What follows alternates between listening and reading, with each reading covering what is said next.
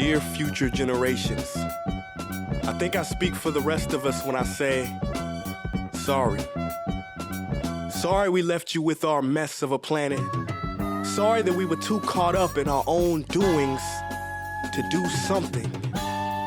Sorry we listened to people who made excuses to do nothing. I hope you forgive us. We just didn't realize how special the earth was. Like a marriage gone wrong, we didn't know what we had until it was gone. For example, I'm guessing you probably know it as the Amazon desert, right? Well, believe it or not, it was once called the Amazon rainforest, and there were billions of trees there, all of them gorgeous, and... Oh, you don't know much about trees, do you? Well, let me tell you, trees are amazing. I mean, we literally breathe the air they are creating. They clean up our pollution, our carbon. They store and purify water, give us medicine that cures our diseases, food that feeds us, which is why I'm so sorry to tell you that we burn them down. Cut them down with brutal machines, horrific, at a rate of 40 football fields every minute. That's 50% of all the trees in the world gone in the last 100 years. Why? For this. And that wouldn't make me so sad if it weren't so many pictures of leaves on it. You know, when I was a child, I read how the Native Americans had such consideration for the planet that they felt responsible for how they left the land for the next 7 generations. Which brings me great sorrow, because most of us today don't even care about tomorrow.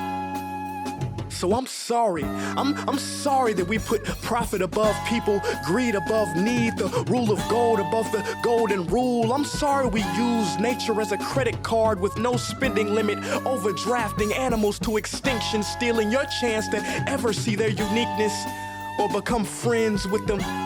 Sorry we poison the ocean so much that you can't even swim in them. But most of all, I'm sorry about our mindset, 'cause we had the nerve to call this destruction progress. Hey, Fox News, if you don't think climate change is a threat, I dare you to interview the thousands of homeless people in Bangladesh. See, while you were in your penthouse nestled, their homes were literally washed away beneath their feet due to rising sea levels. And Sarah Palin, you said that you love the smell of fossil fuels. Well, I urge you to talk to the kids of Beijing who are forced to wear pollution masks just to go to school. See, you can ignore this, but the thing about truth is, it can be denied, not avoided. So I'm sorry, future generations. I'm sorry that our footprint became a sinkhole and not a garden. I'm sorry that we paid so much attention to ISIS and very little to how fast the ice is melting in the Arctic.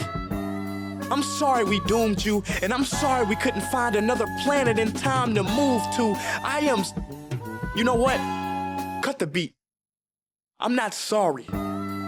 This future, I do not accept it, because an error does not become a mistake until you refuse to correct it.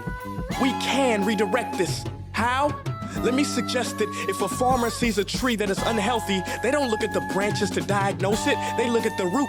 So like that farmer, we must look at the root, and not to the branches of government, not to the politicians run by corporations. We are the root, we are the foundation. This generation, it is up to us to take care of this planet. It is our only home. We must globally warm our hearts and change the climate of our souls and realize that we are not apart from nature, we are a part of nature, and to betray nature is to betray us. To save nature is to save us, because whatever you're fighting for, racism or poverty, feminism, gay rights, or any type of equality, it won't matter in the least. Because if we don't all work together to save the environment, we will be equally extinct. So